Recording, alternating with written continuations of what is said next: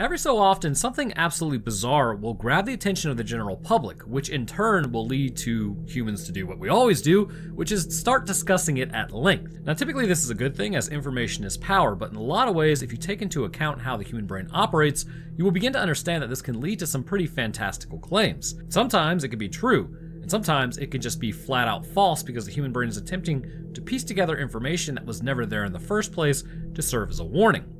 One such story that got a lot of people concerned and talking was the vanishing of Benjamin Wade McDaniel. On August 18th, 2010, this man would go missing in a rather strange way that to this day people really aren't sure what went down. As he submerged himself into the waters of Florida's Vortex Spring, nobody could have imagined that this was the last time that they would see him. Not really because he would just expire underwater, but quite literally it was the last time anyone would ever physically look upon this man. Ben was a man who wasn't just any diver. He enjoyed the solace of being under the water and had frequently talked about the hardships he experienced on the surface, pushing him to enjoy his time underneath the water. I mean, who can really blame him there? Everyone has their vices. Whether it be his personal or his financial issues, or the family losses he would endure over the years, the water was a way for him to escape all of this. But after moving into these waters on one of his typical dive excursions, what would follow was a fervent search, the media speculating as they always do, and a bunch of unanswered questions that still have no proper response. So in today's episode, let's discuss the vanishing of Benjamin Wade McDaniel, which I just made the connection, and it sort of seems like maybe this was the basis of the creepypasta Ben Drowned. Maybe. But I mean, this is real life and that was just a story. It's just something that I thought of here, like off the fly. Anyways, Vortex Spring is located in an area of Florida known as Ponce de Leon. And yes, I'm required to say it with a French accent like that because who knows? Anyways, this area of Florida is known for its beautiful crystalline waters, which is essentially a haven for both brand new and experienced divers alike. Since its discovery and more modern diving equipment has been created, it has drawn in divers from all over for decades. Because it is a freshwater diving site, it stands out as not only just one of the absolutely most beautiful, but quite dangerous as well. You see, with freshwater, sometimes you will have a cave system attached, and this area is no different. Sporting quite the extensive cave system, for those who do not respect the underwater caves, they are doomed to stay there a lot longer than they may have intended. Vortex Spring is exactly just as it said, a spring. As rainwater enters and refills the aquifer, pressure is placed on the water already present under the ground. When this happens, water will be pushed through the cracks and tunnels within the aquifer, which causes the water to naturally begin coming up out of the ground towards the surface. And if you know anything about Florida, that's a lot of water because it rains all the time. Vortex Spring has one of the largest diving facilities in the state of Florida due to its natural phenomena. The spring itself will put out roughly 28 million gallons of water each day and will maintain a constant temperature of around 68 degrees. And I don't know how familiar you are with 68 degree water temperature, but that can actually drop your body temperature dangerously low if you aren't remaining aware of that. But this temperature is maintained in the winter, so it actually makes it rather attractive. The water is pretty much crystal clear as well, allowing divers to see on a good day up to 100 feet away. This particular point is why it has become so popular, as amongst everyone from divers to snorkelers to a random person who falls in, the spring itself is also inhabited by many different species of fish, further making it an attractive place to dive. But while beautiful, this place doesn't just involve shooting from the hip and hoping for the best that nobody drowns. Vortex Springs is equipped with quite a few features that will allow a range of divers to experience its depths. There are training platforms meant for, complete newbies, and a deeper dive, so for like advanced divers can go and do that, and one of the dives that utilizes a cave entrance for those who would like to do some cave diving. You would never catch me in any of those caves if Subnautica has taught me anything. While training sessions, campgrounds, amenities, all this stuff is about the last place that you would expect anyone to go missing, considering at this point, it's more likened to like a comprehensive recreational facility, but that kind of might be the issue. The illusion of safety, because life itself can be quite dangerous. This cave system is quite possibly what draws the most people in with regularity, for some reason. If you ask me, as a guy that goes caving, being underground makes you realize that if something happens, you really are trapped. But at least you can breathe.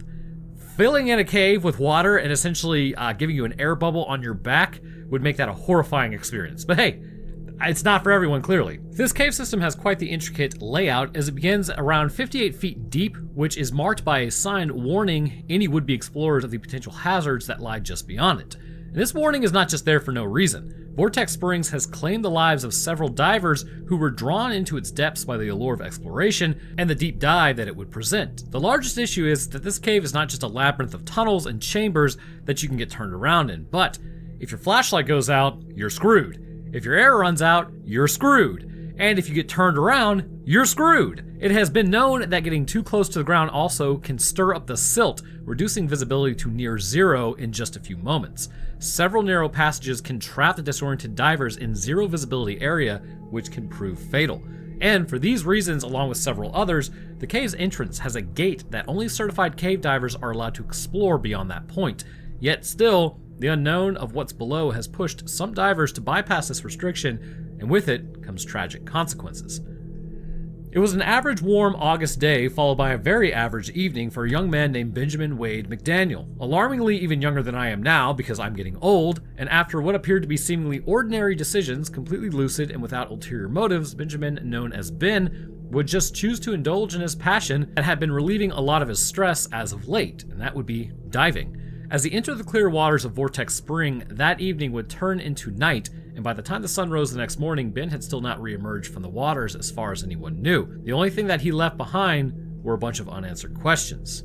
On that fateful day, it would begin like any other day, without any apparent signs that this was all about to go sideways. McDaniel was spotted by a few of the divers that he knew and some that he didn't, preparing his equipment for his dive and looking like any other enthusiast about to set off to explore the underwater cave system.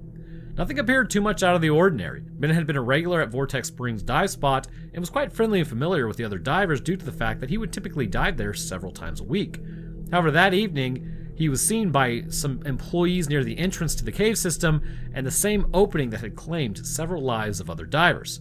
Two employees recall seeing Ben starting his dive at around 7:30 p.m. that evening, making him the last known person in the water that night. Swimming in the dark cave system at night? Sure, why not? The first signs that something had potentially gone wrong is when Ben's truck was discovered the next morning. Parked in Vortex Springs parking lot, it had clearly not moved all night, and beyond that, it appeared to be completely undisturbed. The staff that had left the night prior, upon returning and seeing this the next morning, realized fairly quickly that the diver who was there yesterday had just never left. Now, this isn't just like a hiker going out for a walk or maybe getting lost and deciding to camp for the evening. You have a very limited amount of air. After about 30 minutes, you need to come back up because usually you have an average tank that lasts around 45 minutes or so. So, as you can imagine, spending the night underwater means that you are spending eternity underwater. Searching the truck, they found the personal belongings of Ben, which painted a very concerning picture for the staff. Ben's wallet, cell phone, and dive logbook were all there detailing his recent explorations, but not this one. So let's say though that he decided to walk home because his truck wouldn't start. These are still things that you would have not left behind, as they are easy to grab and just walk off with. This would concern the staff enough to begin looking for him under the assumption that something horrible may have happened. The alarm would be raised at this point that clearly there was something out of the ordinary happening here, and it needed to be attended to. Knowing what was beneath the waters and having an understanding that people had met their grisly fates there in the caves before, a group would be organized and sent below. There was a belief, at least initially, that time was of the essence, and if they acted quick enough, maybe Ben could still be saved if he was down there, perhaps surviving in some air pocket or something, though this hope would be dashed pretty quickly. Launching the search team and realizing the gravity of the situation, and with no immediate signs of McDaniel in the initial search, world-class divers were then summoned. Experts like Ed Sorensen and Larry Higginbotham. Renowned in their cave diving community for their expertise and experience, they would then join in on the search. These divers pushed the boundaries of the known cave system, venturing into passages so narrow they had to remove their tanks and squeeze through. At such depths and such conditions, every minute is fraught with peril, and every decision can be the difference between life and death. The initial area of focus was the most logical, the cave system itself. Ben had clearly been interested in this particular restricted area, and he was seen as sort of like hanging around the entrance under the water prior. However, this would only prove to make the disappearance even stranger. The cave system itself is not for the faint of heart. The winding, twisting tunnels are extremely tight. On the bottom of the cave, again, sits the aforementioned silt that can get kicked up at a moment's notice due to careless kicking, and this would reduce visibility in the cave system to zero, even with a flashlight, causing someone to rely on feeling their way out, and with limited air, that's not exactly great. The search for Ben also continued to highlight the dangers itself, of trying to find him. There were quite a few close calls that the professional divers would have that almost meant the end of them as well. One such man that went in to search for Ben, again named Ed Sorensen, during his dive, he would find himself in a treacherously tight spot. As his air ran low, he would get stuck. But he did not panic. Instead, he was able to free himself and return to the surface before his air ran out, avoiding becoming another casualty of the cave. This would point out to many just how absolutely dangerous this cave system was, even for the most capable. But you may be inclined to believe that maybe it was Ben's inexperience that led him to get lost, but the reality is, even the rescuers do not like entering this cave system as they are subjected to the same things that are taking the lives of others. So these experienced, the thinking was likely that maybe Ben entered for some reason or another, became disoriented, and then ran out of air and was floating somewhere within the cave system.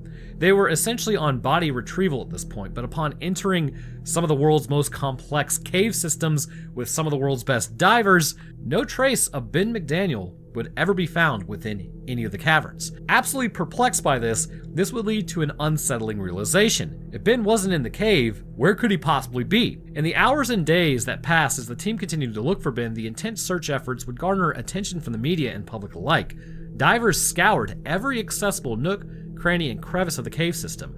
They marked their progress with specially designed lines, ensuring every section was systematically searched and discovered. But despite these exhaustive efforts, no trace of Ben was ever found within any of the caves. But it still made no sense to everyone involved. How could this man possibly go missing in this well-traveled of a cave system with some of the best cave divers looking for him? The water was clear. The cave system was searched, but his disappearance would continue to defy all logical explanations. The days would turn into weeks, which then turned into months, and instead of finding him alive, everybody would come back empty-handed, just as the search before did. But still, with the cave system searched, and with so many people out looking, but entering the cave recreationally as well, how could nothing ever be found? An idea at this point began to crop up. If this man wasn't in the cave system, as it had clearly yielded no results, could he have possibly gone elsewhere? This thinking began to gain momentum as the disappearance continued to perplex everyone involved. Surface water searches were conducted to see if he ended up elsewhere, along with the surrounding waters for any sign of him or even his equipment. Ben's family also hired private investigators and continued to offer significant rewards to anyone who could help find him, or at least even know what happened to him. Because really, as seen in most cases, most people just want closure no matter the outcome. They just want to know what happened and put them to rest. In an effort to help, divers from around the country would join in to look at the surrounding areas as well. Drones, search dogs, and additional manpower in general were employed in an effort to find any sign of Ben. But it's like he just entered a wormhole and seemingly vanished. No matter what area they searched outside of Vortex Springs and the spring itself, Ben was nowhere to be found. To this day, the search for Ben, despite its intensity, is known as just completely inconclusive. It highlights that despite how committed humanity is to the idea of finding what happened, we are only human after all, and sometimes we just do not get the answers we're looking for. And even with all the risks taken, the experts employing the search, and just the absolute determination involved to close this case, Ben's whereabouts, his stuff, what may have been his motive, it's all a mystery. But it also serves as a warning to everyone else. Even in a fairly safe area, even in a place that you think there's nothing that could possibly go wrong, you can go missing and just never be found again, despite how many people looking for you. Truly, some horrifying stuff. But even with this inconclusive outcome, this hasn't stopped people from speculating on what actually happened. People like me, for instance. So the first kind of thought is what everybody had, right? An accidental drowning in the cave. This is the most immediate and to some the most plausible theory, is basically that Ben just ventured too deep into the cave, became trapped and disoriented, and subsequently drowned. This theory is supported by his known interest in cave diving and the fact that he was seen near the cave entrance. When taking this into consideration, this possibility is important to remember that when you drown, you typically just don't go somewhere in a cave system. Whatever cavern you were in, with tight squeezes especially, you're gonna stay there, and that's pretty much where you're gonna be found. Yet despite the exhaustive searches for Ben, again, as we know, he was not located. The other thinking is that maybe when it rained, it could have been possible that he was forced out of the cave system and onto the surface where he floated away. But even this has issues, as with this case, the subsequent searches of the surrounding area would have yielded at least some evidence of him. The second line of thinking is maybe he did this on purpose and actually planned his disappearance. Given the personal and financial challenges that Ben was facing prior to his disappearance, including a recent divorce, a business failure, and the tragic loss of his younger brother, some speculate that he may have just staged his own disappearance to start anew elsewhere. The absence of his body and the discovery of his belongings, including his wallet, cell phone, and truck, bolster this theory for some. Which, I mean, let's be real here, it's not entirely unrealistic for a man to just disappear and not want to be found again. Like, ask any guy, whether a brother, boyfriend, cousin, whatever, ask him, what would you do if all of a sudden your family died and you went broke? A lot of them will probably answer the same thing, that they would just go live in a forest in a log cabin or something. It seems like we're all intrinsically linked to this idea. In fact, I have a buddy, I haven't seen him in like 8 years now because of possibly this. We were drinking a few beers one night and he asked me if I ever considered just leaving the grid and talking to no one. I told him like, yeah, I mean, I have, but I have too many people that I care about, so I'd rather stay on the grid. And that's the last time I ever saw him. Occasionally his family apparently sees him, but my boy just straight up disappeared. The other kind of theory to this is, if he didn't go missing by his own accord, could it have been foul play? But the lack of concrete evidence to what happened to him has actually led some people to suspect that Ben was a victim of some sort of aggression. Either maybe it was at Vortex Spring or possibly he was leaving the site. Speculations surrounding this theory often point to potential conflicts or interactions he may have had with individuals in the vicinity while he was leaving. Although there is no concrete evidence to support this either. This one to me seems to be the most plausible. It's not unheard of for a person to be walking back to their car or stopping somewhere and just run into the wrong person at the wrong time while being there. Let's say it wasn't a robbery gone wrong. Sometimes people just kind of drift through areas and want to end other people. And it may also be possible that he owed someone money or got on the wrong side of some shady organization, and that was it. I mean, it's really hard to say. But barring some issue with like another person or group and not intentionally leaving, another line of thought is maybe he just went into some new unexplored cavern. Given the vastness and complexity of the cave system, this is also another possibility that Ben may have discovered an unknown chamber or tunnel where he became trapped. Expert divers, however, have expressed confidence in their thorough explanation of the accessible sections of the cave, making this theory less accepted amongst professionals. It could still be possible, however. If for some reason a cave system possibly like opened up and then closed due to instability, he may have gone into somewhere new and wasn't even aware it was new. However, take this with a grain of salt because it's highly unlikely that a new portion of a cave just opens up and the entrance collapses all within a short period of time. But if he did find a new cavern, could he have found a new outlet? And this one is actually a little more fringe concerning the theories. It basically states that McDaniel may have found an undiscovered exit to the cave system emerging in a different location altogether, and from there, various sub-theories begin to arise from accidental scenarios to planned disappearances. This one could relate back to just he didn't want to be found. If this is the case, then after finding that exit, he could have then just snuck away more permanently, but I see a major issue with this one. It does not sound like there were cameras at Vortex Spring, so why would he need to find a new outlet in order to escape and not be seen when he could have just reemerged after everyone left and walked away, or even got into his truck, parked it somewhere, and just started walking? It just seems like a lot, right? But others still propose something bad happened to him, but it may not have been actually at Vortex Spring. Some believe that after his dive at Vortex Spring, Ben may have ventured elsewhere and met with an unfortunate end. This would explain the lack of evidence in Vortex Spring itself, pointing to the possibility that the focus on the spring was a misdirection. And this one still doesn't make too much sense when you consider that his phone and wallet were still in the truck, plus it's suggesting that his wetsuit and scuba gear are actually still on when he left. Like, okay, I think he would probably take that off, right? So of all the theories, unless he was close by in the water, this theory doesn't really seem to hold water. But now it's time for a Roanoke theory. People can disappear, that much is certain. If it doesn't have anything to do with anyone else, there will be signs of that person at least to some degree. What I believe happened is, considering there's just a complete lack of remains, the caves have been extensively searched and nothing was ever located, and all his stuff was just left over, I think he was taken out by someone. Someone somewhere knows what happened to Ben, and despite a reward being offered, there would be no need for them to kind of come forward because either they do not need the money or they simply don't want to be connected to a murder trial.